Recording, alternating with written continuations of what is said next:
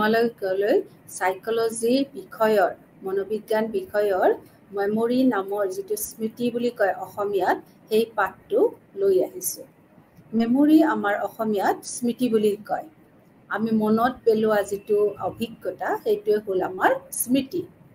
পূৰ্ব অভিজ্ঞতা অৱচেতন বা নিৰজ্ঞান মনৰ পৰা চেতন বা সজ্ঞান মনলৈ পুনৰাই ঘূৰাই অনা প্ৰক্ৰিয়াটোকে আমি কি বুলি কওঁ? স্মৃতি বুলি কওঁ। মন আৰু মগজুত সাঁচি থোৱা অভিজ্ঞতাসমূহক হুবহু ৰূপত যেতিয়া সচেতন মনলৈ আনিব পাৰোঁ তাকে স্মৃতি বুলি কওঁ। স্মৃতি হৈছে এক ধৰণৰ শিক্ষণ। তাৰ পোনপটীয়া ব্যৱহাৰ স্মৃতি এক ধৰণৰ আমি ক'ব পাৰোঁ মানসিক চাপ। বিভিন্ন লোকে বিভিন্ন প্ৰকাৰৰ মানসিক চাপ বহন কৰে। মানসিক চাপ আৰু স্মৃতিৰ মাজত এক সুমধুৰ সম্পৰ্ক আছে। স্মৃতিয়ে তথ্য ধৰি ৰাখি কিছু সময়ৰ পিছত পুনৰ প্ৰস্তুত কৰা সামৰ্থ্যসমূহক বুজায়। ই হৈছে প্ৰজননৰ শক্তি আৰু অতীতৰ ঘটনাবোৰৰ স্মৰণ কৰাৰ ক্ষমতা। আমাৰ সময়ে সময়ে মনোবিজ্ঞানীসকলে স্মৃতিৰ ওপৰত অহৰহ পৰীক্ষা কৰি আহি আছে। তাৰ মাজৰ মনোবিজ্ঞানী ৰুছোৱে প্ৰকাশ কৰিছে যে স্মৃতি হৈছে এক নতুন অভিজ্ঞতা যি পূৰ্ব অভিজ্ঞতাৰ প্ৰৱণতাৰ দ্বাৰা নিৰ্ধাৰিত হয়। দুয়োজনৰ মাজৰ সম্পৰ্ক স্পষ্টভাৱে অনুমান কৰিব পাৰি। উইলিয়াম মেকডোনাল্ড তেখেত হৈছে এজন বিখ্যাত মনোবিজ্ঞানী। তেওঁৱে স্মৃতিৰ সংজ্ঞা এনেকৈ দিছে যে সংকীৰ্ণ অৰ্থত স্মৃতি বা স্মৰণৰ অৰ্থ হৈছে অতীতত অনুভৱ কৰা ঘটনাবোৰক কল্পনা কৰা। ষ্টুটৰ মতে স্মৃতি হৈছে আদৰ্শগতভাৱে কৰা পুনৰ উদ্দীপন কাৰ্য। অতীত অভিজ্ঞতাৰ উপাদান যথাসম্ভৱ তাৰ পূৰ্বৰ অৱস্থা আৰু ৰীতিত পুনৰ প্ৰতিষ্ঠা কৰা। বিখ্যাত মনোবিজ্ঞানী ৰায়বানে কৈছে স্মৃতিৰ দ্বাৰা আমি কি কৰিব পাৰোঁ? অভিজ্ঞতাসমূহ সঞ্চয় কৰিব পাৰোঁ। কিছু সময় পিছত তাক সচেতন মনলৈ ঘূৰাই অনাৰ ক্ষমতাটোহে হ'ল আমাৰ স্মৃতি। ৱৰ্ড আৰু মাৰ্কিউছ এই দুজন মনোবিজ্ঞানীয়ে কৈছে যে স্মৃতিত পূৰ্বৰ অভিজ্ঞতাৰ স্মৰণ কৰাৰ ক্ষমতাসমূহ তোমাৰ অন্তৰ্ভুক্ত হৈ থাকে। অৰ্থাৎ পূৰ্বে লাভ কৰা আমি পূৰ্বতে যিবোৰ লাভ কৰোঁ শিক্ষাৰ সংৰক্ষণ আৰু পুনৰ স্মৰণ কাৰ্য স্মৃতিত ক্ৰিয়াত নিহিত হৈ থাকে। আহা এতিয়া স্মৃতিৰ বৈশিষ্ট্যসমূহ আমি আলোচনা কৰোঁ। স্মৃতি হ'ল আমাৰ তোমালোকে মনত ৰাখিব লাগিব যে মনত ৰখা যিটো ক্ষমতা তাকে স্মৃতি বুলি কয়। গতিকে স্মৃতিৰ কেৰেক্টাৰিষ্টিক্স বুলিলে কি বুজিম? 1 নম্বৰ হৈছে স্মৃতি হৈছে এক জটিল মানসিক কাৰ্যকলাপ। পূৰ্বৱৰ্তী অভিজ্ঞতাৰ সৈতে স্মৃতি সদায় সম্পৰ্কিত হৈ থাকে। স্মৃতিৰ ওপৰত আমাৰ যিটো অচেতন মন আছে অৱচেতন মন আছে তাৰে প্ৰভাৱ বাৰুকৈ পৰে।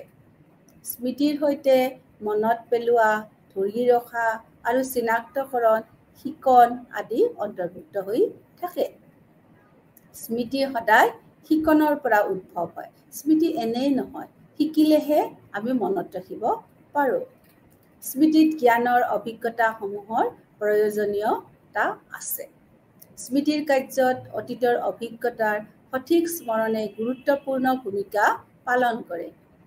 অভিজ্ঞতা আহৰণ কৰা, সংৰক্ষণ কৰা, পুনঃস্মৰণ কৰা আৰু প্ৰত্যভিজ্ঞা এই 4টা মানসিক কাৰ্য পৰ্যায়ক্ৰমে স্মৃতি কাৰ্যত জড়িত হৈ থাকে। গতিকে ছাত্ৰ-ছাত্ৰীসকল মনত ৰাখিবা স্মৃতি হৈছে মানসিক এক ধৰণৰ কাৰ্যকলাপ য'ত আমাৰ মানসিক কাৰ্যসমূহ পৰ্যায়ক্ৰমে এটাৰ পিছত এটা জড়িত হৈ থাকে। অভিজ্ঞতা আহৰণ কৰিলে তোমালোকে অভিজ্ঞতাবিলাক কি কৰিব লাগিব? সংৰক্ষণ কৰিব লাগিব। সংৰক্ষণ কৰি থলেই নহ'ব। সেই অভিজ্ঞতাখিনি কি কৰিব লাগিব? মাজে মাজে তোমালোকে মনত পেলাব লাগিব, ৰিকল কৰিব লাগিব, যাক ইংৰাজীত কয়। তাৰপিছত কি কৰিব লাগিব? প্ৰত্যভিক্ষা। প্ৰত্যভিক্ষা হ'ল তোমাৰ ৰিকগনিশ্যন। এইকেইটা পৰ্যায়ৰ মাজেৰে তোমালোকে স্মৃতি আহৰণ কৰিব পাৰিবা। গতিকে এইকেইটা বহল দৃষ্টিভংগীত যদি মই আলোচনা কৰোঁ যে বাস্তৱ অভিজ্ঞতাৰ দ্বাৰা আমাৰ ইন্দ্ৰিয়সমূহে এতিয়া মই ইয়াত বহি তোমালোকৰ লগত কথা পাতি আছো গতিকে ইয়াৰ মোৰ যিটো অভিজ্ঞতা আহৰণ হৈছে ই কি হ'ব এক স্মৃতিৰ চাপৰ সৃষ্টি কৰিব উদ্দীপকৰ স্পষ্টতা আৰু সজীৱতাৰ ওপৰত স্মৃতি সদায় নিৰ্ভৰ কৰে অৱশ্যে স্মৃতিৰ ওপৰত আমাৰ দেহ মন আবেগ পৰিৱেশৰো কিন্তু কথা থাকিব দেই এইকেইটাৰ কিন্তু কথা নাথাকিলে আমি অভিজ্ঞতাক ভালদৰে আহৰণ কৰিব নোৱাৰিম আমাৰ দেহটো ভাল নাথাকিলে আমাৰ মনটো ভাল নাথাকিলে আমি আবেগপ্ৰৱণ ব্যক্তি নহ'লে বা আমাৰ পৰিৱেশটো আমাৰ প্ৰতিকূল নহ'লে কি যদি আমাৰ পৰিৱেশটো আমাক অভিজ্ঞতা আহৰণ কৰাত বাধা প্ৰদান কৰে তেতিয়াহ'লে আমি কিন্তু স্মৃতি ভালকে কৰিব নোৱাৰিম ধৰি ৰখা বা সংৰক্ষণ অভিজ্ঞতাখিনি আহৰণ কৰিলেও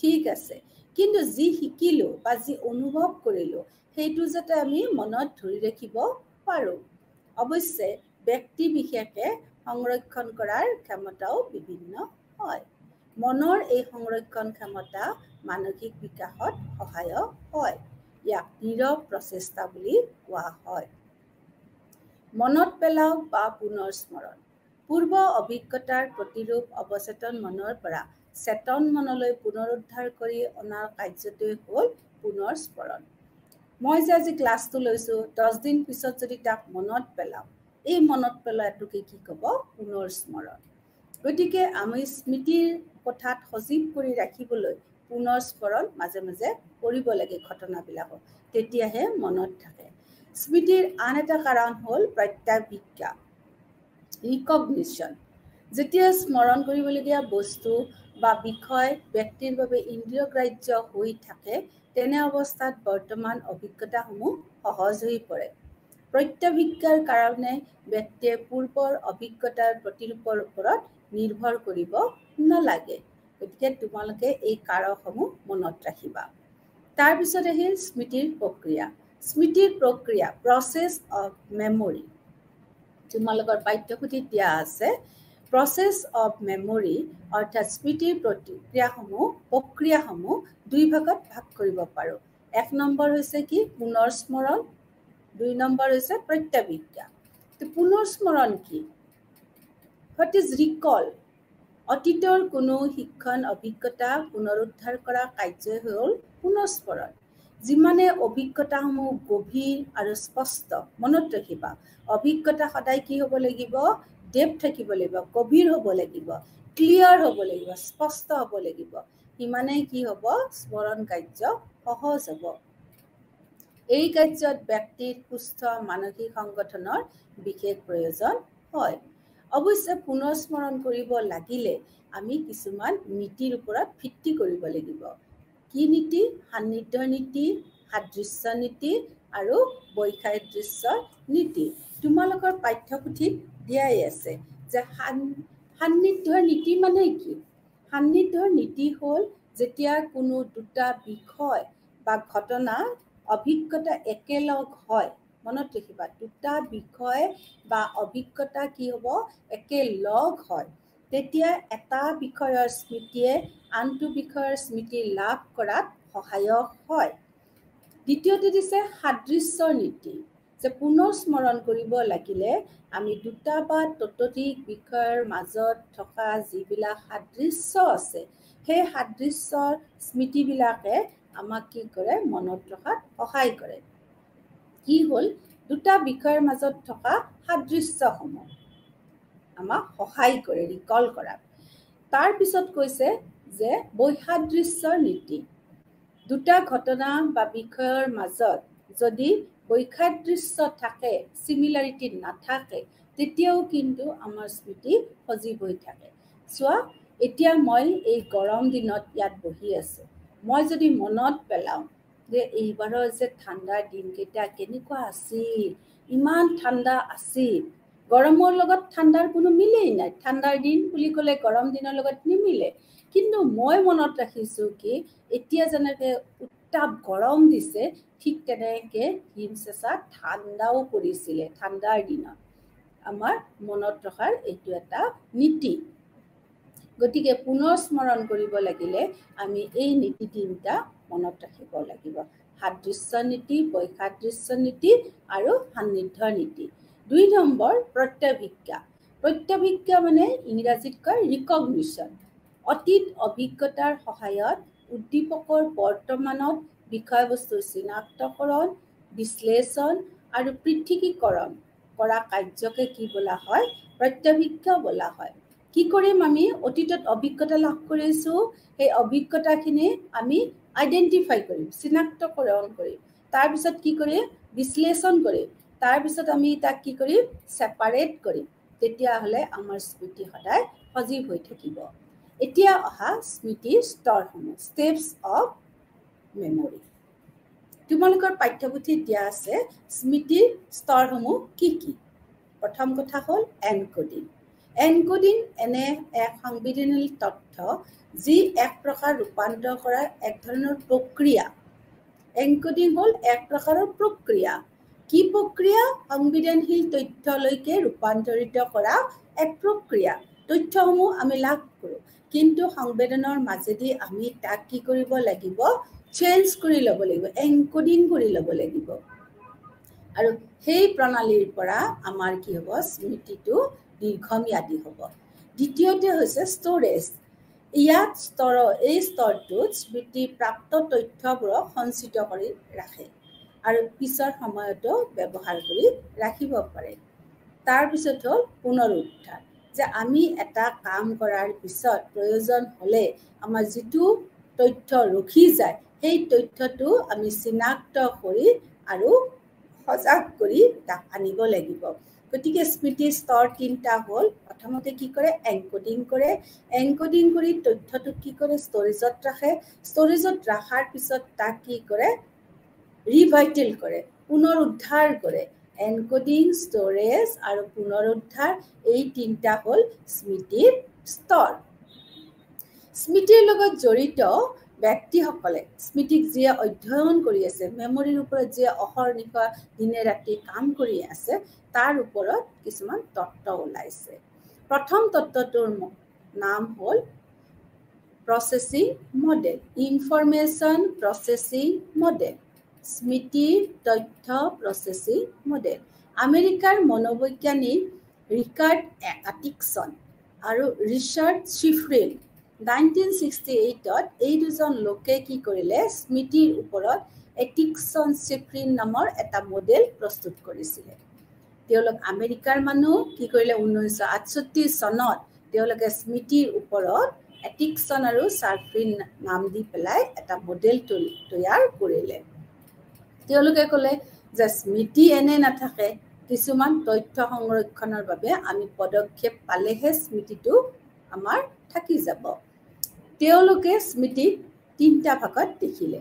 প্ৰথমটোৰ নাম হ'ল সংবেদনশীল স্মৃতি, যাক ইংৰাজীত কোৱা আছে, তোমালোকৰ এই যিখন কিতাপ দিয়া আছে তাতে দিছে দ্য চেঞ্চৰী ৰেজিষ্টাৰ অৰ মেমৰি, সংবেদনশীল স্মৃতি। ইয়াত কোৱা হৈছে যে পৰিৱেশৰ পৰা আমাৰ সংবেদনসমূহে বিভিন্ন তথ্য আহৰণ কৰে। গাড়ী গৈছে, শব্দ শুনিছে, মনত ৰাখিছে। ক'ৰবাত চাইনবোৰ্ড দেখিছে, তথ্য তাতে লিখা আছে, সেইখিনি মনত ৰাখিছে। কেতিয়াবা ক'ৰবাত গৈছে, খাইছে, সেইখিনি মনত ৰাখিছে। গতিকে এনেকুৱা আমাৰ সংবেদনৰ দ্বাৰা যিবিলাক স্মৃতি আমি তথ্য লাভ কৰোঁ, সেইখিনি আমাৰ বোলে সংবেদনশীল স্মৃতি। দ্বিতীয়তে কি হৈছে? হ্ৰস্বম্যাদী স্মৃতি, শ্বৰ্ট টাৰ্ম মেমৰি। প্ৰথমটো হ'ল তোমাৰ চেঞ্চৰী ৰেজিষ্টাৰ অৰ মেমৰি, দ্বিতীয়টো হ'ল শ্বৰ্ট টাৰ্ম মেমৰি। এতিয়া শ্বৰ্ট টাৰ্ম মেমৰি কাক বোলে? যিটো অলপ সময়ৰ কাৰণে থাকে। তোমাৰ নামটো কি আছিল? আমাৰ টেলিফোন নম্বৰটো অমুক, অলপ সময়ৰ কাৰণে। হ্ৰস্বম্যাদী স্মৃতিক এটিকছন আৰু শ্বিফ্ৰিনে কি কৈছিল? কৰ্মযুক্ত স্মৃতি বুলিও কৈছিল। জেমছ বুলি এজন মনোবিজ্ঞানীয়ে ক'লে যে এই হ্ৰস্বম্যাদী স্মৃতিটো যে উলিয়াইছে এটিকছন আৰু ৰিচাৰ্ডে, এইটো স্মৃতিক কিন্তু প্ৰাথমিক স্মৃতি বুলিও ক'ব পাৰোঁ। হ্ৰস্বম্যাদী স্মৃতি মাত্ৰ 20ৰ পৰা 30 ছেকেণ্ডৰ বাবেহে তথ্য সংৰক্ষণ কৰাৰ ক্ষমতা আছে। চুমকি ৰণনীতি G.A. মিলাৰে প্ৰদান কৰিছিল। তেখেতে কৈছে যে আমি এটা আইটেমত খুব যথেষ্ট কমভাৱে তথ্য সংৰক্ষণ কৰিব পাৰোঁ আৰু এই তথ্য সংৰক্ষণ বোলা ক্ষমতাটোকে বোলে হ্ৰস্বম্যাদী স্মৃতি। একদম চুটি, একদম কম সময়, 20 পৰা 30 ছেকেণ্ড। পিছত কি কৰোঁ, আমি হ্ৰস্বম্যাদী স্মৃতিৰ পৰা স্মৃতিবোৰ পুনৰুদ্ধাৰ কৰাত ইয়াক সহায় কৰোঁ। ই ভাষাৰ উচ্চাৰণ, দৃশ্যমান ছবি, শব্দ, অৰ্থবহ বাক্য আদি সংৰক্ষণ কৰিব পাৰি। যিহেতু ইয়াৰ ক্ষমতাই কম, কেপাচিটিটোৱে কম, সেয়েহে নতুন তথ্য আহিলে কি হয়, ছাত্ৰ ছাত্ৰীসকল মনত ৰাখিবা, নতুন তথ্য আহিলে পুৰণা তথ্যসমূহ লাহে লাহে নোহোৱা হৈ যায়। কিন্তু এই তথ্যসমূহ আকৌ বাৰে বাৰে যদি স্মৰণ কৰি থাকোঁ, তেতিয়া ই কি হ'ব, দীৰ্ঘম্যাদী তথ্যলৈ ৰূপান্তৰিত হ'ব। তোমালোকে মনত ৰাখিবা, হ্ৰস্বম্যাদী স্মৃতিৰ সময় সংৰক্ষণ কৰাৰ ক্ষমতা হৈছে মাত্ৰ 20 পৰা 30 ছেকেণ্ড। নতুন তথ্য আহিলে পুৰণা তথ্যখিনি আমি পাহৰি যাওঁ, তেতিয়া হ্ৰস্বম্যাদী স্মৃতি হৈ যায়, সেইকাৰণে আমি পাহৰি যাওঁ। কিন্তু ইয়াক বাৰে বাৰে অভ্যাস কৰি প্ৰেক্টিচ কৰি থাকিলে এই হ্ৰস্বম্যাদী স্মৃতিটোৱে গৈ পেলাই এদিন দীৰ্ঘম্যাদী স্মৃতিত পৰিণত হ'ব। তাৰপিছত কৈছে যে এই যে হ্ৰস্বম্যাদী স্মৃতি আমি যে অভ্যাস কৰোঁ, তাৰ 2 ধৰণে আমি অভ্যাস কৰিব পাৰোঁ। ৰিহাৰ্চেল বা আখৰা 2 ধৰণে হয়। যেতিয়া বাৰে বাৰে তথ্যসমূহ অভ্যাস কৰোঁ আৰু সংৰক্ষিত কৰি ৰাখোঁ, তেতিয়া স্মৃতিবোৰ কি হ'ব, দীৰ্ঘম্যাদী স্মৃতিলৈকে ৰূপান্তৰিত হ'ব। আনহাতে ব্যাখ্যাযুক্ত আখৰা বা ৰিহাৰ্চেলত, ইলাবৰেটিভ যিটো ৰিহাৰ্চেল আছে, তাতে স্মৃতিবোৰ বিভিন্ন ধাৰণাৰ সৈতে যুক্ত হৈ নতুন অৰ্থ আনিবৰ বাবে কৌশলবোৰ প্ৰয়োগ কৰে। এতিয়া long term memory according to the theory of information processing model. তেওঁলোকে উলিয়াইছে যে স্মৃতি শ্বৰ্ট টাৰ্মৰ হ'ব পাৰে, স্মৃতি লং টাৰ্মৰ হ'ব পাৰে। স্মৃতি ৰিলেটেড টু দ্য চেঞ্চৰ, আমাৰ চেঞ্চৰ লগত লিংক আছে। এতিয়া দীৰ্ঘম্যাদী স্মৃতিনো কাক বোলে? হ্ৰস্বম্যাদী স্মৃতি আমি পালোঁ। দীৰ্ঘম্যাদী স্মৃতি কোনবিলাক? যে আমি ৰিহাৰ্চেল কৰোঁ মনে মনে আমাৰ ব্ৰেইনত, গতিকে ৰিহাৰ্চেল কৰা তথ্য দিন, মাহ আৰু হয়তো চিৰদিনৰ বাবেও কিছুমান তথ্য ৰখি যায় আৰু তেতিয়া সেইটো দীৰ্ঘম্যাদী স্মৃতি বুলি কোৱা হয়। তাত তথ্য সংৰক্ষণ কৰা ক্ষমতা অলেখ, সীমাহীন, অসীম। অসংগঠিত তথ্যবোৰ কিন্তু দীৰ্ঘম্যাদী স্মৃতিবিলাকত হেৰাই যায়। ইয়াত তথ্যবোৰ অৰ্থপূৰ্ণ শব্দ, বাক্য, ধাৰণা, আমাৰ জীৱনৰ বিভিন্ন অভিজ্ঞতা আদি ইয়াত সঞ্চয় কৰি ৰাখিব পাৰি, সংৰক্ষণ কৰি ৰাখিব পাৰি। জীৱনত য'ত যেতিয়া ক'ত কেনেকৈ ঘটিছিল, এই তথ্যসমূহ যেতিয়া আমি ভালকৈ ধাৰণাৰ মাজেদি আমি মগজুত তথ্যবোৰ ৰাখোঁ, তেতিয়া ই দীৰ্ঘকালীন স্মৃতিলৈকে ৰূপান্তৰিত হয়। আমাৰ হ্ৰস্বকালীন স্মৃতিবিলাক দীৰ্ঘকালীন স্মৃতি হৈ থাকিব যদিহে আমি তাক ইলাবৰেটিভভাৱে ৰিহাৰ্চেল কৰি আমি তাক ৰাখোঁ। আমি যদি মাজে মাজে মনত পেলাই ৰাখোঁ, তেতিয়া ই চিৰদিনৰ বাবে আমাৰ মগজুত ৰখি যায়। এয়া চোৱা মডেলটো, আমি মনোযোগ দিছোঁ, মনোযোগ দিয়াৰ লগে লগে কি হৈছে, আমাৰ তথ্যটো আছে, তথ্যত আমি মনোযোগ দিছোঁ, দিয়াৰ লগে লগে সংবেদনশীল স্মৃতিত আমি ইয়াক ৰখি গৈছে। সংবেদনশীল স্মৃতিত ৰখি গৈছে মানে কি, তাৰ ক্ষমতাটো বৃহৎ, কেপাচিটিটো বৃহৎ, 1 ছেকেণ্ডতকৈও বেছি সময় ই ৰাখিব পাৰে। আনহাতে যেতিয়া আমি ইলাবৰেটলি তাক ৰিহাৰ্চেল কৰোঁ, ইলাবৰেটলি ৰিহাৰ্চেল কৰিলে ই 2 ধৰণৰ আমাৰ কাম হ'ব পাৰে। হ্ৰস্বম্যাদী হ'ব পাৰে, দীৰ্ঘম্যাদী হ'ব পাৰে। তাৰমানে শ্বৰ্ট টাৰ্মৰ কাৰণে হ'ব পাৰে, লং টাৰ্মৰ কাৰণে হ'ব পাৰে। শ্বৰ্ট টাৰ্ম হ'লে তাৰ কেপাচিটিটো তথ্যটো ৰাখাত একদম ক্ষুদ্ৰ, সময় মাত্ৰ 30 ছেকেণ্ডতকৈও কম। আৰু দীৰ্ঘম্যাদী হ'লে কি হ'ব, আজীৱন সময়, আজীৱন। আৰু সেইকাৰণে তাৰ ক্ষমতাটো কি হৈছে, অসীম ক্ষমতা। ছাত্ৰ ছাত্ৰীসকল, এই ডায়েগ্ৰামটোৰ পৰা তোমালোকে বুজি চোৱা, যে সংবিধানলী স্মৃতি, দীৰ্ঘম্যাদী স্মৃতি আৰু হ্ৰস্বম্যাদী স্মৃতিৰ ক্ষমতা চোৱা। 3 ধৰণৰ ভাগ আছে। দীৰ্ঘম্যাদী স্মৃতিৰ ক্ষমতা অসীম, হ্ৰস্বম্যাদী স্মৃতিৰ ক্ষমতা হৈছে একদম কম, মিনিমাম, কিন্তু সংবেদনশীল স্মৃতিৰ ক্ষমতা হৈছে লাৰ্জ, বৃহৎ সময়, 1 ছেকেণ্ডতকৈও বেছি সময়। তাৰপিছত আহা 2 নম্বৰ তত্ত্বটো। প্ৰথম তত্ত্বটো আমি পালো ইনফৰমেশ্যন প্ৰচেছিং মডেল। 2 নম্বৰটো আমি যদি চাওঁ লেভেলছ অফ প্ৰচেছিং মডেল, যাক ইংৰাজীত কোৱা হৈছে LOP। এই তত্ত্বই কিন্তু এটিকছন আৰু চিফ্ৰিনৰ ধাৰণাটো খণ্ডন কৰিছিলে। এই তত্ত্বই কি কৈছিল, আমি যিবিলাক তথ্য লাভ কৰোঁ, ইনফৰমেশ্যন লাভ কৰোঁ আমি চৌপাশৰ পৰা, সেই তথ্যবোৰ বিভিন্ন স্তৰত বিভিন্নভাৱে সঞ্চিত হৈ থাকে। অৰ্থবহভাৱে তত্ত্ববোৰ ভালদৰে এনকোডিং কৰে বা অৰ্থযুক্ত স্মৃতিলৈ ইয়াত আমি ৰূপান্তৰ কৰিব পাৰোঁ। যে কি হ'ল, তথ্যবোৰ আমি বিভিন্ন স্তৰত আমাৰ মগজুত স্থিতাপি লয় আৰু অৰ্থবহ তত্ত্ববোৰ ভালদৰে সি এনকোডিং কৰি সি এটা অৰ্থযুক্ত স্মৃতিলৈ ৰূপান্তৰ কৰে। যেতিয়া তথ্যবোৰ প্ৰথমে মুখামুখি হয়, তেতিয়া বিভিন্ন ধৰণৰ পদ্ধতি আমি মনত ৰখাৰ বাবে আখৰা কৰিব লাগে, ৰিহাৰ্চেল কৰিব লাগে। এনেই মনত নাথাকে, তাক আমি ৰিহাৰ্চেল কৰিব লাগিব। ফৰ্জাছ ক্ৰেইগ আৰু ৰবাৰ্ট লকহাৰ্টে প্ৰস্তাৱ দিছিল যে বিস্তাৰিত আখৰা কৰিলে, ইলাবৰেটলি যেতিয়া ৰিহাৰ্চেল কৰিম, গভীৰ স্তৰলৈ আমাৰ তত্ত্ববিলাক যাব। আৰু যদি সংৰক্ষিত হৈ থাকে, এই সংৰক্ষিত আখৰাই অগভীৰ প্ৰক্ৰিয়াৰ ফালে আমাৰ তত্ত্ববোৰ লৈ যায়। ক্ৰেইগ আৰু টুলভিং দুজন মনোবিজ্ঞানী আছিল। ক্ৰেইগৰ কথা অলৰেডি আমি পাতিলোৱে, যে আমি যদি ৰিহাৰ্চেল কৰোঁ কি হ'ব, তত্ত্ববোৰ আমাৰ গভীৰৰ পৰা গভীৰলৈকে লৈ যায় আৰু আমি সংৰক্ষণ কৰি ৰাখিব পাৰোঁ। সময় সাপেক্ষে আমি সংৰক্ষিত তথ্যবোৰ আমি ৰাইজৰ আগত ক'ব পাৰিম, কোনোবাই সুধিলে আমি ক'ব পাৰোঁ। ক্ৰেইগ আৰু টুলভিঙে কি কৰিছিল, পদ্ধতিগত তত্ত্বৰ 3টা স্তৰ দেখাইছে। 1 নম্বৰ স্তৰটো হৈছে শাৰীৰিক বা গাঁথনিমূলক প্ৰক্ৰিয়াকৰণ।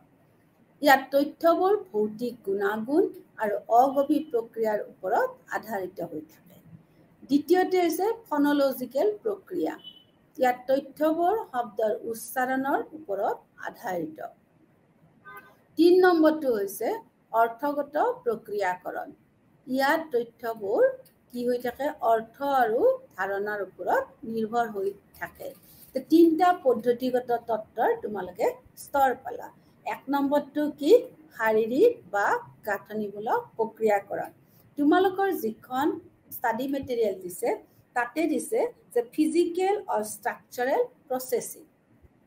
2 নম্বৰটো কি কৈছে, ফেনলজিকেল প্ৰচেছিং। 3 নম্বৰটো কৈছে চিমান্টিক প্ৰচেছিং, অৰ্থগত প্ৰক্ৰিয়া। তথ্যবোৰ আমি পালেই নহ'ব, তথ্যবোৰ আমি কি কৰিব লাগিব, অৰ্থযুক্তভাৱে ৰাখিব লাগিব, ধাৰণাবোৰ স্পষ্টভাৱে লৈ পেলাই আমি ৰাখিব লাগিব। 3 নম্বৰ মডেলটোৰ নাম হৈছে ইণ্টিগ্ৰেটিভ মডেল বা সংহতিমূলক মডেল, যাক কি কোৱা হয়, কাৰ্যক্ষম স্মৃতি বা ৱৰ্কিং মেমৰি। বেটলি আৰু হিচ নামৰ দুজন মনোবিজ্ঞানীয়ে কাৰ্যকৰী স্মৃতি নাম দি পেলাই এটা নতুন মডেল উলিয়াইছিল, য'ত তথ্যবোৰ হেৰফেৰ কৰা নাছিল, একদম অস্থায়ীভাৱে কি কৰিছে, সংৰক্ষণ কৰাৰ কথা কৈছে। বুজাবুজি, শিক্ষা, যুক্তিৰ দৰে জটিল কামৰ বাবে তথ্যবোৰ আমি আমাৰ মতে সজাই ল'ব পাৰোঁ।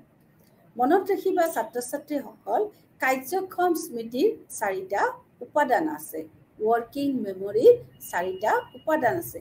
ইতিমধ্যে আমি তোমালোকৰ লগত সেইখিনি পাতিছোৱে। বেটলি আৰু হিচে এই কাৰ্যকৰী স্মৃতিৰ বাবে মনৰ কি কি উপাদান আছে সেইখিনি আকৌ এবাৰ তেওঁলোকে উল্লেখ কৰিছিল। এয়া চোৱা, এইখন এখন তোমালোকৰ বাবে অনা আৰ্হি চিত্ৰ।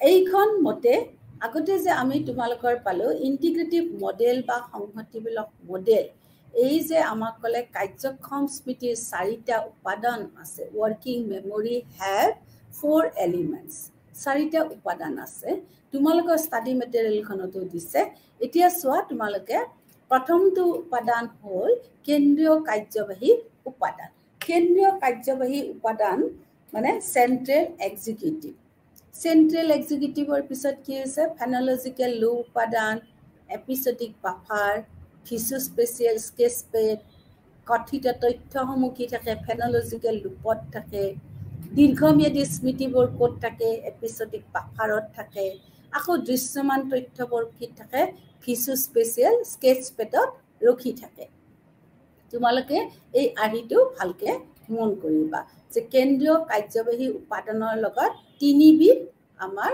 উপাদান থাকে ফেনলজিকেল লুপ উপাদান এপিসোডিক বাফাৰ উপাদান আৰু ভিজুস্পেচিয়েল স্কেচপেড উপাদান ফেনলজিকেল লুপ উপাদান কোনবিলাকত থাকে কথিত তথ্যসমূহ এপিসোডিক বাফাৰ উপাদানৰ লগত কোনবিলাক থাকে আমাৰ লং টাৰ্ম মেমৰিবিলাক যিবিলাক দীৰ্ঘম্যাদী স্মৃতি আৰু ভিজুস্পেচিয়েল স্কেচপেডত কোনবিলাক থাকে দৃশ্যমান তথ্যসমূহ আমি পাবলৈ সক্ষম হওঁ এতিয়া চোৱা ফেনলজিকেল উপাদান বা ভিজুৱেল উপাদান এইবিলাকৰ পুংখানুপুংখ আমি কথাখিনি পাতিম এতিয়া আমি কি পালো প্ৰথমতে এই যে কেন্দ্ৰীয় কাৰ্যবাহী উপাদান তাৰ কি হৈছে আমি কিয় গুৰুত্ব দিব লাগে স্মৃতিত ই কি কাম কৰে ই এক্সিকিউটিভ বা কাৰ্যবাহী হিচাপে কাম কৰে ই উপ অৰ্ডিনেণ্ট ফেনলজিকেল লুপ ভিজুস্পেচিয়েল স্কেচপেড এপিসোডিক বাফাৰ প্ৰণালীৰ মাজত যে কগনিটিভ ৰিলেশ্যন আছে জ্ঞানীয় কাৰ্যকলাপ সমন্বয় কৰে আৰু নিয়ন্ত্ৰণ কৰে ই সিদ্ধান্ত লয় কেন্দ্ৰীয় কাৰ্যবাহীয়ে কি কৰে সিদ্ধান্ত লয় কোনটো স্মৃতি আমাৰ ব্ৰেইনত মগজুত চিৰদিনৰ বাবে ৰাখিব আৰু কোনটো নোহোৱা হৈ যাব এই তিনিটা হ'ল তোমালোকৰ কেন্দ্ৰীয় কাৰ্যবাহী উপাদানৰ গুৰুত্ব তাৰপিছত আহা ফেনলজিকেল লুপ উপাদানৰ কাৰ্যসমূহ কি কি আমি কিন্তু মনত ৰাখিবা কাৰ্যক্ষম স্মৃতিৰ লগত জড়িত হৈ থকা উপাদানসমূহ পঢ়ি আছো ফেনলজিকেল লুপ উপাদান হৈছে ই মৌখিক আৰু শ্ৰৱণ তথ্যসমূহ সংৰক্ষণ কৰে ইয়াত সঞ্চিত তথ্য 2 ছেকেণ্ডৰ ভিতৰত ক্ষয় হৈ যায় যদিহে তাক ৰিহাৰ্চেল নকৰো মানে বাৰে বাৰে আমি যদি তাক আখৰা নকৰো তেতিয়াহ'লে ই আমাৰ মগজুৰ পৰা নাইকিয়া হৈ যাব ইয়াত দুটা উপাদান থাকে ফেনলজিকেল ষ্ট'ৰ যিয়ে কিছু সময়ৰ বাবে তথ্য সংৰক্ষণ কৰে আৰু দ্বিতীয়তে কি হ'ল উচ্চাৰণ ৰিহাৰ্চেল প্ৰক্ৰিয়া যিটো ফেনলজিকেল ষ্ট'ৰত ক্ষয় নহবলৈ সংৰক্ষিত তথ্যবোৰ সঘনাই ৰিহাৰ্চেল কৰি থাকে তাৰপিছত আহা কাৰ্যকৰী স্মৃতিৰ 3 নম্বৰটো হ'ল ভিজুস্পেচিয়েল স্কেচপেড ই কি কাম কৰে যে ই কি কৰে দৃশ্যমান আৰু স্থানিক তথ্য সংৰক্ষণ কৰে ই আনৰ পৰা যিকোনো কাহিনী তালিকাভুক্ত কৰে শুনে কোনোবা তুমি কিবা কৈ আছা মই শুনিলো তাৰপিছত মই শুনাৰ পিছত কি কৰিম মই মনতে এখন ছবি প্ৰস্তুত কৰি লম এনেকুৱা ঠিকে আছে তাৰ মানে কি হ'ল মোৰ মগজুত অলৰেডি এইটো সংৰক্ষিত হৈ গ'ল আৰু এইটো স্মৃতিকে কি বোলে ভিজুস্পেচিয়েল স্কেচপেড স্মৃতি 4 নম্বৰটো আহা কৰ্মক্ষম বা কাৰ্যকৰী স্মৃতিৰ এপিসোডিক বাফাৰ কাৰ্য সেইটো হ'ল ই তথ্যৰ একক এপিসোডিক প্ৰতিনিধিত্ব সৃষ্টি কৰিবলৈ ফেনলজিকেল লুপ ভিজুৱেল স্পেচিয়েল স্কেচপেডৰ পৰা তথ্যসমূহ একত্ৰিত কৰে ই প্ৰাপ্ত তথ্যৰ অৰ্থসমূহ বুজাত সহায় কৰে তোমালোকে এইখিনি ভালকে মন কৰিবা তোমালোকৰ ষ্টাডি মেটেৰিয়েলত দিয়া আছে ইয়াৰে কাৰ্যাৱলীখিনি যে কি হ'ল চেন্ট্ৰেল এক্সিকিউটিভ ফেনলজিকেল লুপ ভিজুস্পেচিয়েল স্কেচপেড এপিসোডিক বাফাৰৰ কাৰ্যক্ৰমণিকা কেনেকুৱা হ'ব পাৰে তাৰপিছত আহা এটা বক্সত তোমালোকৰ ষ্টাডি মেটেৰিয়েলত লিখা আছে যে ডিক্লাৰেটিভ মেমৰি আৰু নন ডিক্লাৰেটিভ মেমৰি ঘোষণামূলক স্মৃতি বা স্পষ্ট স্মৃতি কোনবিলাক যে এইবিলাক স্মৃতিক আমি ঘোষণাবিলাক স্মৃতি বুলি কওঁ, যিবিলাক আমি সচেতনভাৱে নিয়ন্ত্ৰিত কৰোঁ। যিবিলাক স্মৃতি প্ৰচেষ্টা আৰু অভিপ্ৰায় সদায় অন্তৰ্ভুক্ত হৈ থাকে, বয়সৰ লগে লগে কিন্তু ই হ্ৰাস পায়।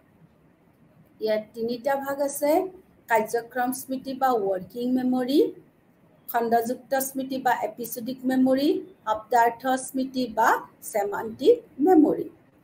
অঘোষণামূলক স্মৃতি বা অন্তৰ্নিহিত স্মৃতি কাক বোলে? নন ডিক্লাৰেটিভ স্মৃতি মেমৰি। এতিয়া অঘোষণামূলক স্মৃতিত কোনো ধৰণৰ প্ৰচেষ্টা আৰু অভিপ্ৰায় নাথাকে, অজ্ঞাতভাৱে ই কাম কৰি থাকে। আৰু বয়স, মোৰ ইমান বয়স হৈছে, স্মৃতি লোপ পাব নহয়। ই বয়সৰ বৃদ্ধিৰ দ্বাৰা কোনো ধৰণৰ প্ৰভাৱান্বিত নহয়। তাৰ ভাগ আকৌ তিনিটা। সেই তিনিটা কি হ'ল? Priming, conditioning and procedural. Priming memory সেইবিলাক স্মৃতি য'ত আনকনচিয়াছলি, অসজাগভাৱে পুনৰুদ্ধাৰৰ বাবে আমি কাম কৰি থাকোঁ। অৰ্থাৎ আমাৰ তথ্যবোৰ অসজাগভাৱে আমাৰ মগজুত অহৰহ কাম কৰি থাকে, প্ৰাইমিং মেমৰি বোলে। কণ্ডিশ্যনিং মেমৰি, যে কণ্ডিশ্যনিং মেমৰিত কি হয়? আমাৰ ষ্টিমুলিবিলাকৰ মাজত লাৰ্ণিংটো হয়, দুটা উদ্দীপকৰ মাজত কি হয়? শিকন কাৰ্য হয়। ৩ নম্বৰ হৈছে প্ৰচিডিউৰেল মেমৰি, যে প্ৰচিডিউৰেল স্মৃতিত মটৰ কৌশলবিলাক লাহে লাহে শিকাৰ পিছতহে একেবাৰে সি নিজাকে শিকি লয়। সময়ত ই কোনো মনোযোগ বা চেষ্টাৰ প্ৰয়োজন নহয়। তাৰপিছত আহা স্মৃতিৰ ভাগসমূহ। স্মৃতিৰ কি কি ভাগ আছে? Types of memory. মেমৰি কাক বোলে? স্মৃতি কাক বোলে? স্মৃতিৰ বৈশিষ্ট্যসমূহ, স্মৃতিৰ ওপৰত থকা তত্ত্বসমূহৰ পিছত এতিয়া আমি চাওঁ আহা মৰমৰ ছাত্ৰ ছাত্ৰীসকল ভাগসমূহ। ১ নম্বৰ ভাগটো হৈছে অৰ্থগত স্মৃতি বা চেমন্টিক মেমৰি। কিনো আছে এইটো ভাগত? যে পৃথিৱীৰ বিষয়ে যদি আমি জ্ঞান লাভ কৰোঁ, কিবা ধাৰণা কৰোঁ, কিবা তথ্য লাভ কৰোঁ, সেইখিনি নামেই হ'ল চেমন্টিক মেমৰি বা অৰ্থগত স্মৃতি। ই পৃথিৱীৰ ভালকে বুজি লয়, ধাৰণা কৰি লয়, আৰু সেইকাৰণে এই স্মৃতিটো সদায় দীৰ্ঘম্যাদী হয়। এই স্মৃতিটো সদায় ঘোষণামূলক স্মৃতি হয়। ইংৰাজীত ক'ব লং টাৰ্ম মেমৰি আৰু ডিক্লাৰেটিভ মেমৰি। ই আমাৰ চাৰিওফালৰ এনেধৰণৰ স্মৃতিয়ে কি কৰে? আমাৰ চাৰিওফালৰ পৃথিৱীখনক জনাত সহায় কৰে। শিশুৱে ৰং, সংখ্যা, আকৃতি, বস্তু আদি যেতিয়া জ্ঞান লৈ থাকে, তেতিয়া এই স্মৃতিবিলাক ব্যৱহাৰ হয়, অৰ্থগত স্মৃতি বা চেমন্টিক মেমৰিবিলাক। ই শাস্ত্ৰীয় স্মৃতিৰ সৈতে ওতঃপ্ৰোতভাৱে জড়িত, যি ভাষা এটাৰ শব্দ ভাণ্ডাৰ মনত ৰখাৰ আমাৰ সামৰ্থ্যসমূহক বুজায়। ১ নম্বৰ ভাগটোৱে হ'ল অৰ্থগত স্মৃতি। ২ নম্বৰ ভাগটো আহা সংবেদনশীল স্মৃতি বা ক্ষণস্থায়ী স্মৃতি। শ্বৰ্ট টাৰ্ম মেমৰিটো থাকে চেঞ্চুৰী মেমৰিৰ লগত। ই একদম হ্ৰস্বম্যাদী স্মৃতি, চেঞ্চুৰী মেমৰি। যে প্ৰথমটো আমি পঢ়িলোঁ চিমান্টিক মেমৰি, এইবাৰ আমি পঢ়িম চেঞ্চুৰী মেমৰি। চেঞ্চুৰী মেমৰিনো কি? সংবেদনশীল স্মৃতিনো কি? যাক কি বুলি কোৱা হৈছে? হ্ৰস্বম্যাদী স্মৃতি। এইটো আমাৰ ইন্দ্ৰিয়ৰ পৰা প্ৰাপ্ত কৰা তথ্যসমূহৰ এক ধৰণৰ সংৰক্ষণ। ই ধাৰণাৰ প্ৰক্ৰিয়াৰ সৈতে সম্পৰ্কিত। অতি চমু সময়ৰ বাবে আমাৰ বোধগম্যতাৰ ই ৰেকৰ্ড ৰাখে, তথ্যসমূহ ই ৰাখি থৈ দিয়ে। তথ্যটো প্ৰথমে পৰিৱেশৰ পৰা সংবেদনশীল স্মৃতিত উপনীত হয় আৰু জ্ঞানীয় প্ৰক্ৰিয়াকৰণৰ অনুমতি দিবলৈ কেৱল ১ ছেকেণ্ডৰ ১ ভগ্নাংশৰ বাবে সংৰক্ষণ কৰে। বহুতো সংবেদনশীল স্মৃতি হৈছে দৃশ্যযুক্ত সংবেদনশীল স্মৃতি, শ্ৰৱণযুক্ত সংবেদনশীল স্মৃতি, স্পৰ্শযুক্ত সংবেদনশীল স্মৃতি, এনেকুৱা বিভিন্ন ধৰণৰ সংবেদনশীল স্মৃতি আছে। চোৱা, ৩ ধৰণৰ আমি চেঞ্চুৰী মেমৰি পাওঁ: ইকোয়িক স্মৃতি, আইকনিক স্মৃতি, ইডেটিক স্মৃতি। ইকোয়িক স্মৃতি কাক বোলে? যিবিলাক আমি শুনো, পুনৰ স্মৃতিবিলাকক ইকোইক স্মৃতি বোলে। যিবিলাক আমি দেখি পেলাই তথ্য আহৰণ কৰোঁ সেইবিলাক আইকনিক স্মৃতি বোলে। আৰু যিবিলাক আমি চুই অনুভৱ কৰোঁ সেইবিলাক তথ্য লাভ কৰোঁ। যিবিলাক তথ্য আমি হাতেদি চুই বা আমাৰ গাৰ স্পৰ্শত আহিলে আমি অনুভৱ কৰোঁ সেইবিলাকক ইডিয়েটিক স্মৃতি বোলে। তোমালোকে চোৱা আৰ্হিটো সংবেদনশীল স্মৃতিত 3টা ভাগ থাকে: ইকোইক স্মৃতি, আইকনিক স্মৃতি, ইডিয়েটিক স্মৃতি। তাৰপিছত আহা আমি আছো ক'ত? স্মৃতিৰ ভাগসমূহত 2টা ভাগ হৈ গ'ল। এতিয়া 3 নম্বৰ ভাগটোত আহা এপিছডিক বা ঘটনাবহুল স্মৃতি, যিটো দীৰ্ঘম্যাদী স্মৃতি বুলি জনা যায়। 3 নম্বৰ ভাগটো হৈছে স্মৃতিৰ এপিছডিক বা ঘটনাবহুল স্মৃতি। ইয়াত নিৰ্দিষ্ট ঘটনা, পৰিস্থিতি আৰু ব্যক্তিগত অভিজ্ঞতাৰ স্মৰণ সদায় অন্তৰ্ভুক্ত হৈ থাকে। ই এক সচেতন স্মৃতি। ঘটনাৰ লগত জড়িত স্মৃতিবোৰ এই ভাগত পৰে। আমাৰ ব্যক্তিগত অভিজ্ঞতাসমূহৰ সৈতে জড়িত স্মৃতিবোৰ সদায় বিভিন্ন ঘটনাৰ মাজেদি তথ্যসমূহ প্ৰদান কৰে, যাৰ বাবে ই স্থায়ী হৈ থাকে। কিন্তু কি হয়, আমি মাজে মাজে সেই ঘটনাবিলাক মনত পেলাওঁ। 4 নম্বৰ প্ৰকাৰটো অহা স্মৃতিৰ নাম হ'ল আত্মজীৱনীমূলক স্মৃতি। ই এজনৰ ব্যক্তিগত অতীত ইতিহাসৰ বাবে থকা স্মৃতিসমূহ বুজায়। সাধাৰণতে সঠিক, কেতিয়াবা স্মৃতি গঠনমূলক প্ৰকৃতিৰ দ্বাৰা প্ৰভাৱান্বিত হয়।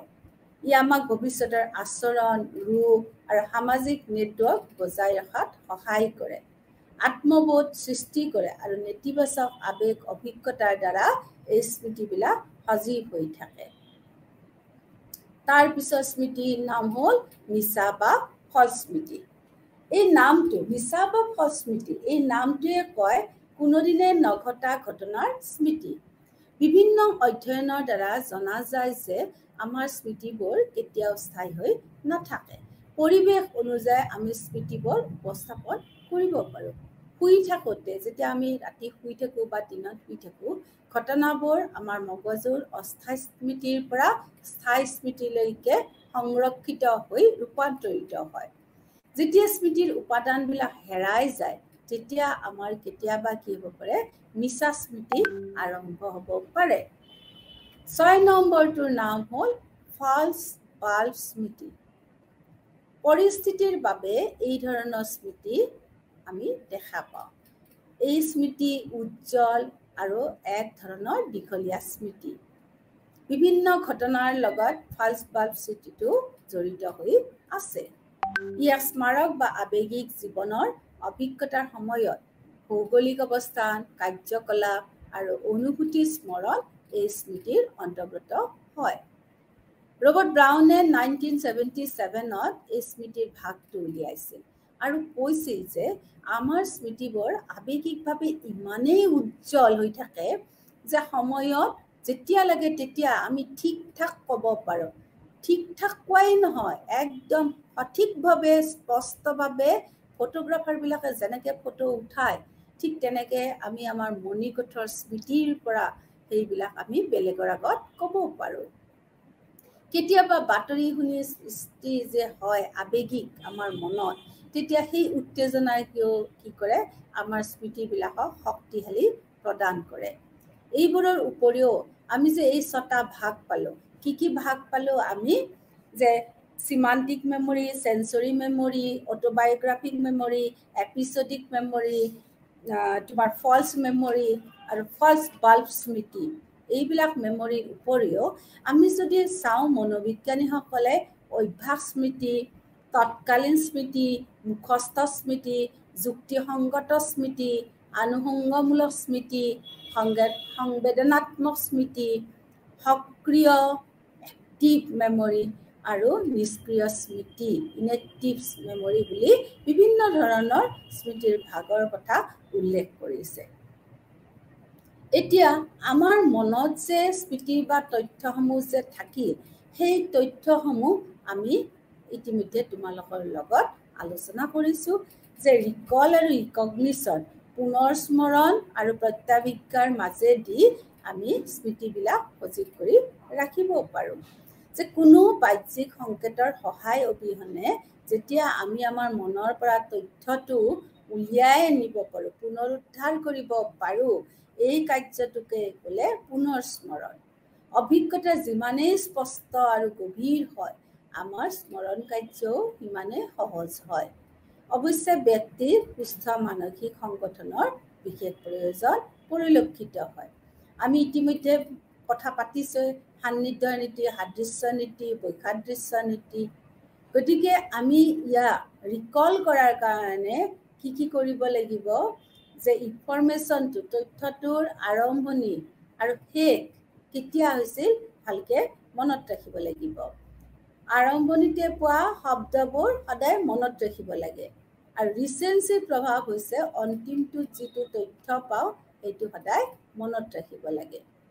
ঠিক তেনেকৈ ৰিকগনিশ্যনটো অতীতত যিটো আমি পাইছিলোঁ তথ্য, সেই তথ্যটো কি কৰিব লাগিব, চিনাক্তকৰণ কৰিব লাগিব, এনালাইচিছ কৰিব লাগিব, বিশ্লেষণ কৰিব লাগিব আৰু ছেপাৰেশ্যন, পৃথকীকৰণ কৰিবই লাগিব। তেতিয়াহে ই প্ৰত্যাভিজ্ঞাৰ অন্তৰত পৰিব। পূৰ্ব অভিজ্ঞতাৰ অতি প্ৰয়োজন। পূৰ্ব অভিজ্ঞতা নোহোৱাকৈ আমি স্মৃতি কেতিয়াও ৰাখিব নোৱাৰোঁ। আমি যে মেমৰি বা স্মৃতি আছে, তাৰে ঠিক বিপৰীত ভাৱত কি হ'ব? আমি কিবা কথা এটা তুমি সুধিছা, মই মনত পেলাই তোমাক কৈছোঁ, সেইটো আমাৰ মেমৰি, সেইটো আমাৰ স্মৃতি। কিন্তু যদি আমি নোৱাৰোঁ, ইছৰা মই পাহৰি গৈছোঁ দেই, তুমি বা কি সুধিছিলা, সেইটো অসমীয়াত কি কয়? বিস্মৃতি বা পাহৰি যোৱা। স্মৃতিৰ লগত সদায় কি থাকে? বিস্মৃতি থাকে। মেমৰিৰ লগত কি জোৰা হৈ আছে? ফৰগেটিংটো জোৰা হৈ আছে। বিস্মৃতি কেতিয়া হয়? আমাৰ মনৰ পৰা পাহৰি আমি কেতিয়া যাওঁ? যেতিয়া আমি কেতিয়া কওঁ যে পাহৰি গৈছোঁ। পাহৰি গৈছোঁ মানে কি? আমাৰ মনত যে সংৰক্ষিত তথ্যসমূহ আছে, সেই তথ্যবিলাক আমি মনত পেলাব নোৱাৰা অৱস্থাটো। বিস্মৃতিয়ে কি কৰে? মনৰ প্ৰতিৰক্ষা প্ৰণালী হিচাপে কাম কৰে। বিস্মৃতি কেতিয়াবা ইচ্ছাকৃত হ'ব পাৰে আৰু কেতিয়াবা অনিচ্ছাকৃতভাৱেও হ'ব পাৰে। বিস্মৃতিক স্মৃতিৰ এক প্ৰয়োজনীয় চৰ্ত বুলিও ধৰা যায়। পূৰ্বৰ সকলো অভিজ্ঞতাৰ স্মৃতি অক্ষুণ্ণ অৱস্থাত থাকিলে নতুন অভিজ্ঞতা সংৰক্ষণ কৰাটো সম্ভৱ হৈ নুঠে। মগজুটো আমাৰ ইমান কথা মনত ৰাখিব পাৰে, কিন্তু যদি চব কথাই যদি মনত থাকে, তেতিয়া আমি নতুন তথ্য তাত ভৰাবলৈ নোৱাৰোঁ। আৰু নতুন তথ্যখিনি তেতিয়া কি হৈ যায়? নোহোৱা হৈ যায়। পুৰণা তথ্যখিনিতে আমাৰ মগজুটো কি হৈ আছে? জেম হৈ থাকে, ষ্ট'ৰ্ড হৈ আছে। তেতিয়া মগজুটোত যদি আমাৰ পুৰণা তথ্য ভৰ্তি হৈ থাকে, নতুন তথ্য আমি তাত সোমাব নোৱাৰোঁ। আৰু তেতিয়া নতুন তথ্যৰ কি হ'ব? পাহৰি যোৱা যায়।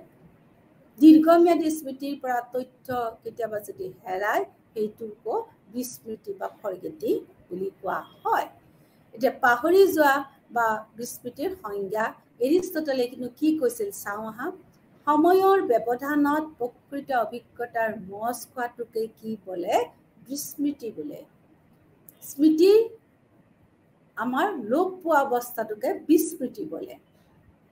নৰমান আৰু মানে কি কৈছে? বিস্মৃতি হৈছে পূৰ্বতে শিকা কাৰ্য মনত ৰাখিব নোৱাৰা অৱস্থা।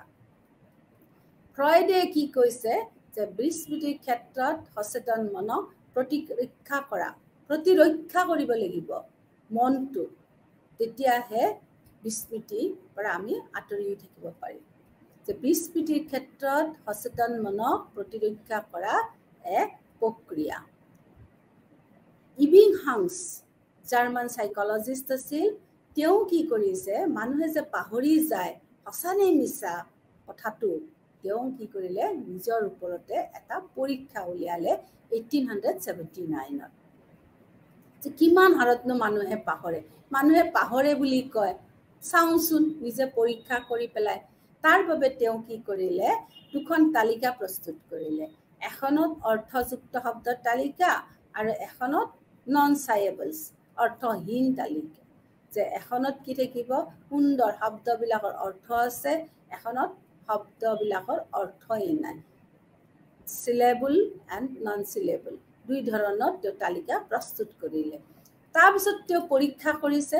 পৰীক্ষা কৰি গম পালে যে মানুহে এটা বিষয় শিকাৰ পিছতে বেছিভাগ পাহৰিয়েই যায় তাক প্ৰাথমিক বিস্মৃতি বলে ছাত্ৰ ছাত্ৰীসকল মনত ৰাখিবা মই যে তোমালোকক এই চেপ্টাৰটো বুজাই আছো কিছুমান কথা কিন্তু তোমালোকে পাহৰি গৈ আছা আৰু এই পাহৰি যোৱা ঘটনাটোকে কি বুলি ক'ব আমাক মনোবিজ্ঞানী ইবিং হাংছে কৈছে এইটো প্ৰাথমিক স্মৃতি বলে এতিয়া তেওঁ এটা কাৰ্ভ দেখাইছে চোৱাচোন কি দেখাইছে মনত ৰাখিবা যে মানুহে এটা বিষয় শিকাৰ লগে লগে সকলোবিলাক মনত নাথাকে আধাখিনি নোহোৱা হৈ যায় যা প্ৰাথমিক বিস্মৃতি বলে তেওঁ 31 দিন ৰাখিছিল তেওঁৰ পৰীক্ষাটো কিমান দিন 31 দিন এতিয়া চোৱা কি কৰিছে ডায়াগ্ৰামটো চাই লোৱা ডায়াগ্ৰামটো চাই পেলাই তোমালোকে কি বুজিছা যে তেওঁ চালে ডায়াগ্ৰামটো তেওঁ চাইছে চাই পেলাই কি কৰিলে 20 মিনিটত যিদিনা একদম প্ৰথম ফালে চোৱা তোমালোকে তেওঁ দেখিলে যে সময়ৰ ব্যৱধান যেতিয়া 20 মিনিট আছিল তেওঁৰ 20 মিনিট থাকতে স্মৃতি মাত্ৰ 58 আছিলে 58% আছিল স্মৃতি আৰু বাকি খিনি তাৰ মানে 100 ৰ পৰা যদি তুমি 58 মাইনাস কৰা 42 শব্দ তেওঁৰ ব্ৰেইনৰ পৰা নোহোৱা হৈ গৈছে মাত্ৰ 20 মিনিটস তালিকা কিখন পঢ়িছে পঢ়ি পেলাই after 20 minutes he has taken experiment যে 20 মিনিট পিছত তালিকা দুখনৰ পৰা তেওঁ চকুৰুটা মুদি মনত ৰাখিব চেষ্টা কৰিছে মনত ৰাখিব চেষ্টা কৰতে গম পালে 100% দেখোন মনত নাথাকে কিমান মনত থাকিল মাত্ৰ 58% মনত আছে আফটাৰ 20 মিনিটস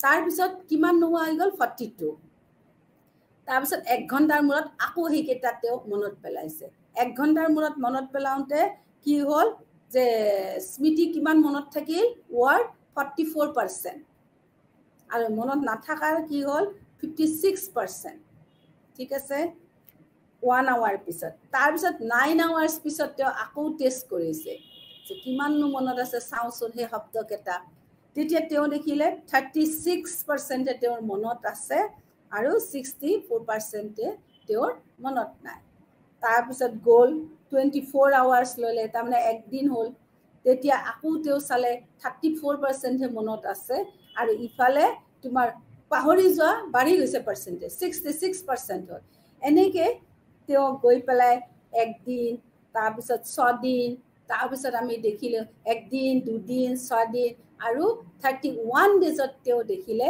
তেওঁৰ কি হল মনত থাকিল মাত্ৰ 21% শব্দহে মনত থাকিল তাৰ মানে কিমান হেৰাই গল তেওঁৰ 79% তেওঁৰ পৰা নোহোৱা হৈ গল বিস্মৃতি গতিকে এই কাৰ্ডাল ইবিং চাৰ্চৰ কাৰ্ডাল মনত ৰাখিবা আৰু এইটো কথাই মনত ৰাখিবা মানুহে পঢ়াৰ লগে লগে সকলো কথা মনত ৰাখিব নোৱাৰে আৰু সেই নোৱাৰা পৰ্যায়টোকে প্ৰাথমিক বিস্মৃতি বলে তেওঁ 20 মিনিট পিছত ইয়াতে কাৰ্ভ মতে 19 মিনিট দেখাইছে কিন্তু 20 মিনিট পিছত তেওঁ যেতিয়া চাইছে মাত্ৰ 58% তেওঁৰ মনত আছে আৰু সেই বস্তুটো 20 মিনিট পিছৰ বস্তুটো যেতিয়া 1 মাহ হৈ যোৱাৰ পিছত চালে 31 ডেজৰ দিনাখন মাত্ৰ 22% হে মনত থাকে বিস্মৃতিৰ গৰাহত ইমানেই সোমাই গল শব্দবিলাক তেওঁ ৰিকল কৰিবই নোৱাৰিলে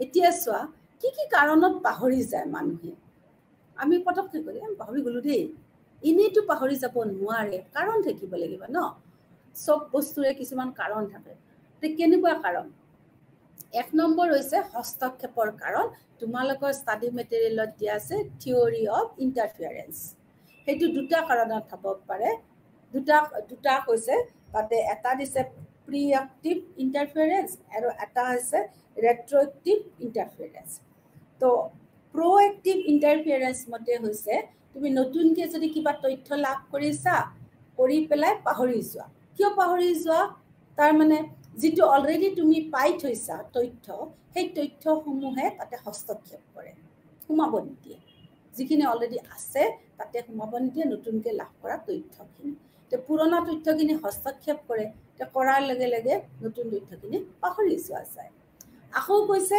2 নম্বৰটো ৰেট্ৰোএক্টিভ পশ্চাদমুখী হস্তক্ষেপ যে আগতে উপলব্ধি কৰা তথ্যবিলাকো কিন্তু আমি পাহৰি যাওঁ কিয় পাহৰি যাওঁ যদি নতুন তথ্য আমি শিকি থাকোঁ সেইটো এটা হ'ব পাৰে উল্টা আগতে কি হ'ল নতুন তথ্য সোমাব নিদিয়ে পুৰণা তথ্য এইটো এটা আকৌ কি হ'ব পাৰে উল্টাকে যে নতুন তথ্য সোমোৱাৰ ফলত পুৰণা তথ্যবিলাক পাহৰি গৈ থাকে এই দুই ধৰণৰ কাৰণে আমি বিস্মৃতিৰ গ্ৰাসত পৰোঁ তাৰ পিছত আছে ক্ষয় তত্ত্ব সেইটো হৈছে ডিকে থিয়ৰী যে ট্ৰেছ ডিকে থিয়ৰী বহুদিন ধৰি আমি শিকি থকা বস্তুবিলাক ব্যৱহাৰ নকৰোঁ পৰীক্ষাৰ সময়ত যদি আমি চাওঁ আমাৰ মনত নপৰে সেইটো আমাক থিয়ৰী বুলি ক'ব ট্ৰেছ ডিকে থিয়ৰী যে আমি পাহৰি যাওঁ যদি আমি শিক্ষণ কাৰ্য প্ৰেক্টিছ নকৰোঁ গতিকে আমাক কয় নহয় ষ্টাডি কৰা ৰিষ্টাডি কৰা যে পুনৰ পঢ়ি থাকাচোন তেতিয়াহে মনত থাকিব তাৰপিছত হ'ল কিউ নিৰ্ভৰশীল পাহৰি যোৱা তত্ত্ব যদি আমি ইটোৰ পিছত সিটো যে কিউটো যদি মনত নাথাকোঁ তেতিয়াও কিন্তু পাহৰি যাওঁ এনকডিং বিফলতা আৱেগিক ব্যাকলগ পৰিৱৰ্তিত পৰিস্থিতি মগজুৰ আঘাত এইবিলাকৰ কাৰণেও কিন্তু আমি সময়ে সময়ে কিন্তু বস্তুবিলাক পাহৰি যাওঁ পাহৰি থাকিলেই হ'বনে বিস্মৃতিৰ গৰাহতে থাকিবনে তথ্যবোৰ নাথাকে আমি তাক পুনৰ উদ্ধাৰ কৰিব লাগিব সেইকাৰণে মনোবিজ্ঞানীসকলে কি কৰিছে পুনৰ উদ্ধাৰৰ বাবে কিছুমান কৌশল দিছে যে আমি কিছুমান প্ৰচেছ উলিয়াব লাগিব প্ৰথমটো ষ্ট্ৰেটেজিৰ নাম হৈছে অৰ্থৰ বাবে প্ৰক্ৰিয়া সেইটো তোমালোকক কৈছে যে অৰ্থৰ বাবে প্ৰচেছ ফৰ মিনিং অৰ্থৰ বাবে প্ৰক্ৰিয়া যে নতুন বস্তু জানিবৰ বাবে বাধা নোহোৱাকৈ কিবা এটা নতুন বস্তু তুমি জানি লৈছা তাত কোনো বাধা নাথাকিব নালাগিব যেতিয়া তাৰ অৰ্থ উলিয়াব যোৱা তাৰমানে অৰ্থযুক্ত শব্দবিলাক অৰ্থযুক্ত বা অৰ্থ বহনকাৰী ধাৰণাবিলাক আমাৰ মনত থাকে গতিকে কৈছে যে প্ৰচেছ ফৰ মিনিং যে অৰ্থ থকা বস্তুবিলাক আমি যদি ব্যৱহাৰ কৰোঁ তেতিয়াহে আমাৰ কি হ'ব মেমৰিটো স্থায়ী হ'ব মেমৰিটো ডেভেলপড হ'ব সেইকাৰণে ল'ৰা ছোৱালীক আমি কি কৰিব লাগে অৰ্থযুক্ত শব্দ শিকাব লাগে তাৰপিছতটো কৈছে পুনৰুদ্ধাৰ প্ৰক্ৰিয়া যে বাৰে বাৰে যদি আমি পঢ়ি থাকোঁ তেতিয়া পুনৰ যে বাৰে বাৰে যদি পঢ়ি থাকোঁ তেতিয়াহ'লে আমাৰ মেমৰিটো স্মৃতিটো কি হ'ব ই উন্নত হ'ব তাৰপিছত প্ৰক্ৰিয়াটো হৈছে মেটা মেমৰি হ'ল আমাৰ স্মৃতিৰ প্ৰতি থকা জ্ঞান আৰু সজাগতা আমি কিমান তথ্য লাভ কৰিছোঁ সেইটো যদি উই আৰ কনচিয়াছ আমি যদি সজাগ আৰু আমি সেইটো যদি তাক যদি সজাগভাৱে ব্যৱহাৰ কৰোঁ তেতিয়াহ'লে আমাৰ স্মৃতিটো কি হ'ব স্থায়ী হ'ব মেটা মেমৰি কৌশল তাৰপিছত হ'ল বিতৰণ কৰিব জানিব লাগিব বা এক্সাৰচাইজ অনুশীলন কৰিব লাগিব যে স্মৃতিটো আমি ধপধপে আমাৰ উন্নত হৈ থাকিব যদিহে আমি আমাৰ তথ্যবিলাক বেলেগৰ লগত আমি শ্বেয়াৰ কৰোঁ আমি যদি তাক প্ৰেক্টিছ কৰোঁ তেতিয়াহ'লে আমাৰ মেমৰিটো উন্নত হ'ব আৰু এটা কৈছে ছাত্ৰ ছাত্ৰীসকল মন কৰিবা কিছুমান ছবি ব্যৱহাৰ কৰি আমি যিটো মেনমিক্স যদিও ইংৰাজীত কোৱা হয় আমি প্ৰনাউন্স কৰোঁতে কি ক'ব পাৰোঁ নিমোনিক্স পদ্ধতিৰ দ্বাৰাও আমি কিন্তু আমাৰ স্মৃতি উন্নত কৰিব পাৰোঁ তাতে এতিয়া ছবি কি কৈছে লকি বুলি কোৱা হৈছে যদিও তাক প্ৰনাউন্স কৰিম লেছে পদ্ধতিৰ দ্বাৰাও কিন্তু আমি আমাৰ স্মৃতি উন্নত কৰিব পাৰোঁ কেনেকুৱাকৈ চোৱা যদি আমি কোনোবা এটা শিশু যে 10-11 বছৰীয়া ল'ৰা এটাক যদি কিবা বস্তু আনিব দিওঁ তেতিয়াহ'লে কি কওঁ যে তুমি দোকানত যাবা এখন তালিকা বনাই দিছোঁ এই বস্তু আনিবা যেনিবা কি আনিবা তুমি আনিবা কলগেট আনিবা হাৰ্পিক আনিবা কণী আনিবা চেনি আনিবা তাৰপিছত তুমি সেই আনিবা চাউল আনিবা এনেকৈ এখন দীঘলীয়া লিষ্ট তালিকা এখন আমি প্ৰস্তুত কৰি দিছোঁ তাৰপিছত আমি সেই ছাত্ৰ বা ছাত্ৰীগৰাকীক কওঁ যে তুমি এই বস্তুখিনি আনিবা দেই কিন্তু তুমি লগত তালিকাখন নিব নোৱাৰা তালিকাৰ লগত যিবিলাক বস্তু লিখা হৈছে ঘৰটোৰ ক'ত কোন জেগাত সেই বস্তুবিলাক আছে চাই লোৱাচোন চেনিটো ক'ত আছে চাউলটো ক'ত আছে ভীমবাৰটো ক'ত আছে তোমাৰ হাৰ্পিকটো ক'ত আছে তুমি চাই লোৱা এতিয়া ছাত্ৰ বা ছাত্ৰীজনে চাই ল'ব বোলে এতিয়া যোৱাৰ পিছত দোকানত গৈ পেলাই কি কৰিব সি কি কিনিব দিছিল আকৌ মনত পেলাব সেই বস্তুবিলাক কোন কোন ঠাইত আছিলে ঘৰটোৰ মনত পেলাই দোকানীক ক'ব কৈ পেলাই সেইখিনি কিনি ঘৰত আহিব তাৰ মানে তাৰ স্মৃতিটো আমি কি কৰিলো মানসিকভাৱে উত্তৰণ ঘটালো যে ঘৰত যিবিলাক বস্তু দেখিছিল সেই বস্তুখিনি আমি ছবিৰ দ্বাৰাই তাৰ মনত এটা সংৰক্ষণ কৰি পঠিয়াই দিলো পঠিয়াই দি সি দোকানত গৈ সেই সংৰক্ষিত ছবিবিলাক মগজুৰ পৰা উলিয়াই আনি দোকানীক গৈ সেই এপদ গৈ বস্তুবিলাক কিনি ঘৰ পালে এইটো পদ্ধতিৰ নাম হৈছে লেচি পদ্ধতি যে অৱস্থানত ছবি ৰখা তাৰপিছত কিৱৰ্ড পদ্ধতি যে আমি কি কৰিব পাৰো আমাৰ শব্দাংশ বঢ়াবৰ কাৰণে আমি একে লগৰ কিছুমান শব্দ ইউজ কৰিব পাৰো তাৰপিছত হ'ল সংগঠন ব্যৱহাৰ কৰি ৰখা পদ্ধতি চুংকিং প্ৰথম আখৰৰ কৌশল বা সংক্ষিপ্তকৰণ ৰূপ ৰাইম ব্যৱহাৰ কৰিও আমি কিন্তু স্মৃতি আমাৰ উন্নত কৰিব পাৰো যেনেকুৱা জে কেন Jill went up to the hill এনেকুৱা অসমীয়াটো আছে অসমীয়াটো কি আছে আমাৰ যে কিছুমান ছন্দবদ্ধ কবিতা আছে সেই কবিতাৰ দ্বাৰাও আমি ল'ৰা ছোৱালীৰ মনত স্মৃতি জাগ্ৰত কৰিব পাৰো স্মৃতি উন্নত কৰিব পাৰো ঠিক তেনেকৈ কি কৰিব পাৰো ভিপক'ৰ এটা ইংৰাজী শব্দ V for violet I for indigo blue for এনেকুৱাকৈ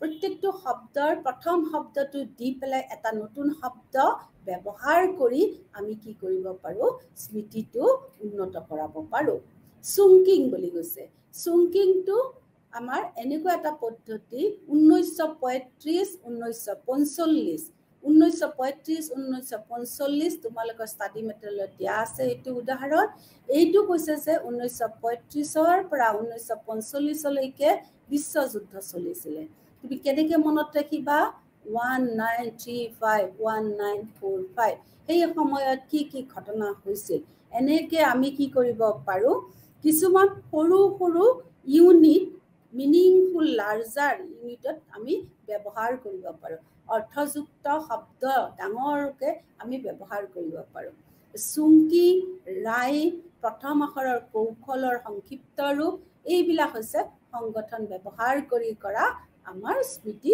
উন্নত কৰাৰ কৌশল গতিকে উন্নত কৰাৰ কৌশলবিলাক তোমালোকে এই 6টা ব্যৱহাৰ কৰিব পাৰিবা গতিকে ছাত্ৰ ছাত্ৰীসকল তোমালোকে মনত ৰাখিবা আজিৰ অধ্যয়নটোৰ পৰা যে স্মৃতি মগজুত হোৱা এনে এটা প্ৰক্ৰিয়া যিটো প্ৰক্ৰিয়াৰ দ্বাৰা আমি আমাৰ অৱচেতন মনত থকা তথ্যসমূহ পুনৰুদ্ধাৰ কৰি সজীৱ কৰি পৰিৱেশ পৰিস্থিতি অনুযায়ী আনৰ আগত আমি প্ৰকাশ কৰিব পৰা প্ৰক্ৰিয়া স্মৃতি হ'ল আমাৰ কি হ'ল তথ্য যেতিয়া আমি যোগান ধৰিব পাৰো এইটো প্ৰক্ৰিয়াৰ নামেই হ'ল স্মৃতি গতিকে তোমালোকে স্মৃতি কাক বোলে স্মৃতিৰ বৈশিষ্ট্যসমূহ স্মৃতিৰ ধৰণসমূহ স্মৃতিৰ লগত জড়িত তত্ত্বসমূহ স্মৃতিৰ একেবাৰে অপজিট বিপৰীত ফালে মেৰুদণ্ড কৰি আছে বিস্মৃতি কাক বোলে